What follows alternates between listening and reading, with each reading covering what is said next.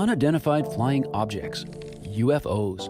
For decades, people in the Pacific Northwest have seen things in the sky that they can't explain. We saw this immense object in the field over there with lights that were spinning, and it was something we had never seen before. It took up most of this valley, and it was just hovering. It was just hovering, and we were mesmerized. Gloria Bonacci and her friend Mary saw something too.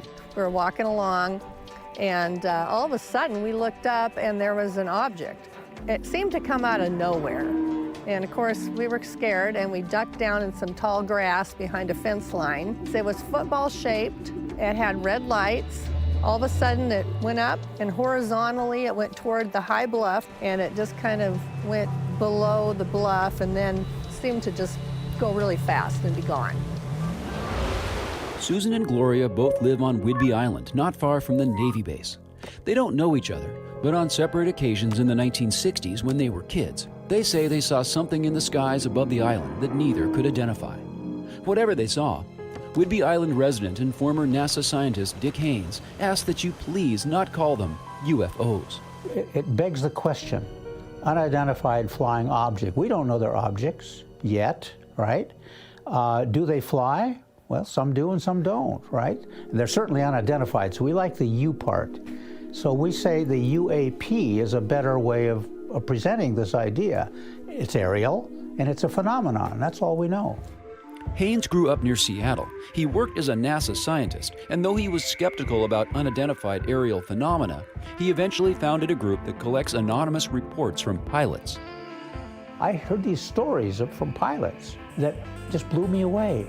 And they forced me to leave that hypothesis that it was all controlled variables and so forth. It was something totally different. And that's what got me started. The Northwest has a long history of unidentified phenomena, and people around Seattle saw things before that more famous Roswell incident in New Mexico. A pilot named Ken Arnold famously coined the term flying saucer when he saw a group of silvery discs in the skies near Mount Rainier way back on June 24, 1947. And it was 3 days before that when something called the Maury Island incident took place on Puget Sound near Des Moines.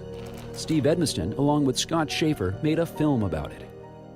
On June 21, a man named Harold Dahl, who has a 50-foot boat, he goes to a dock in Tacoma and he picks up 2 dock workers. He also brings his son Charles, also brings the family dog Sparky, and they're all on the boat and they go 3 miles and they're just off Maury Island when they see, allegedly, 6 flying discs. And they describe them as round and hollow like a donut. But then there's this explosion. And according to the accounts, the explosion is almost like a molten lava. They refer to it as slag. And it's pelting down, and it's right above the boat. Harold's son is burned badly on his arm. The boat's being badly damaged. So they are so frightened, they take that 50-foot boat and they actually race it up on the beach on Maury Island to get off the boat and hide in cliffs that were there. The objects flew away, and the men returned to Tacoma. They agreed not to tell anyone what they had seen. The next day, Edmiston says, a mysterious man dressed all in black showed up at Dahl's house. That man took Dahl to a diner where he encouraged Dahl to remain silent. You shouldn't tell anyone else what you saw. Dahl eventually claimed the whole incident was a hoax, but Steve Edmiston thinks Dahl was just tired of not being believed.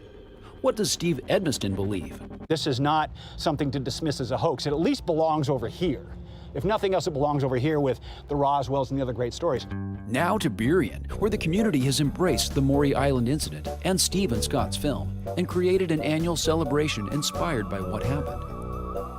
This is the BUFO, Burien UFO Festival.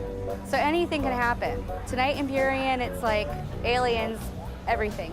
It's pretty much a day for the community to come out and celebrate their weirdness.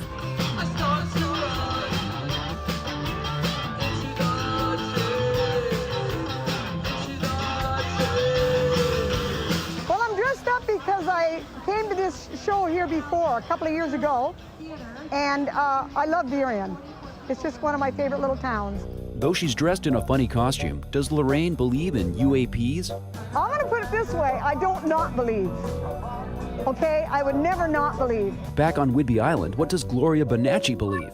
I suppose really before I saw this with my own eyes, I really didn't believe.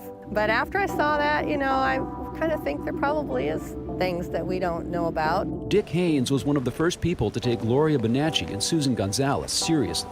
When I interviewed each of them separately, the two groups had never met, didn't know about each other's sightings, and asked them to draw a picture of what they saw, they were drawing pretty much the same object.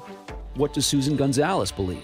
We're not crazy, and this really did happen, and it really did happen on this little wonderful island. It's not craziness. They're here. They've been here a long time. And what do you believe? Have you ever seen a UAP? Until there's scientific proof, it comes down to each of us to imagine the possibilities.